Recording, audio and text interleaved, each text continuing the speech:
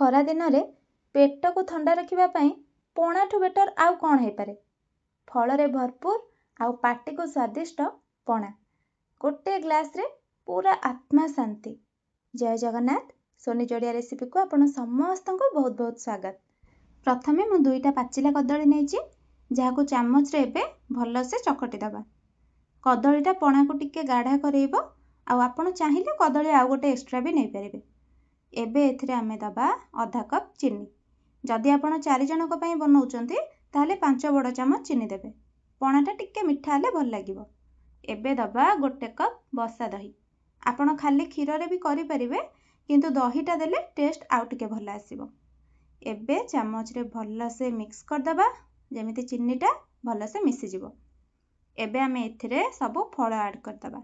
1 cup ଡାଳିମ୍ବ, 1 cup ଅଙ୍ଗୁର, ତାକୁ କାଟିକି ଦେବେ, ଆଉ 1 କପ୍ ସେଓକୁ ବି କାଟିକି ଦେଉଛି ମୁଁ ଏଇଠି।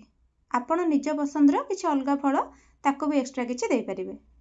ଏବେ ମୁଁ 2ଟା ପାଚିଲା କଦଳୀକୁ କାଟିକି ରଖିଥିଲି, ତାକୁ ବି ଦେଇଦେବା। ଫଳର କ୍ୱାଣ୍ଟିଟି ବି ଆପଣ ନିଜ ହିସାବରେ ଟିକେ କମ୍ ଅଧିକା କରିପାରିବେ। ଏବେ ଆମେ ଦେବା କ୍ଷୀର ଛେନା।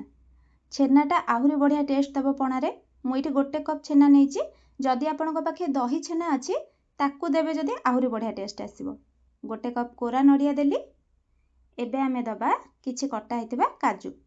ଆପଣ ଏଥିରେ ଆଲମଣ୍ଡକୁ ବି କାଟିକି ଦେଇପାରିବେ। ଏବେ ଅଧା ଚାମଚ ଗୁଜୁରାତି ଗୁଣ୍ଡ ଦେଉଛି, ବହୁତ ବଢ଼ିଆ ଫ୍ଲେଭର ଦେବ ଏଇଟା। ଅଧା ଚାମଚ ଗୋଲମରିଚ ଗୁଣ୍ଡ। ଏବେ ମୁଁ ଦେବି ଅଧା କପ୍ ନଡ଼ିଆ ରସ। ଏଇଟା ଅପସନାଲ, ନଦେଲେ ଚଳିବ, କିନ୍ତୁ ଦେଲେ ଟେଷ୍ଟଟା ଆଉ ଟିକେ ଭଲ ଆସିବ। ମୁଁ ଏଇଠି ଟୋଟାଲ 1 ନଡ଼ିଆ ୟୁଜ୍ କରିଛି। ଫାଳେ ତ ମୁଁ ଗ୍ରେଟ୍ କରିକି ଦେଇଥିଲି, ଆଉ ଫାଳେରୁ ରସ ବାହାର କରିକି ଦେଇଛି।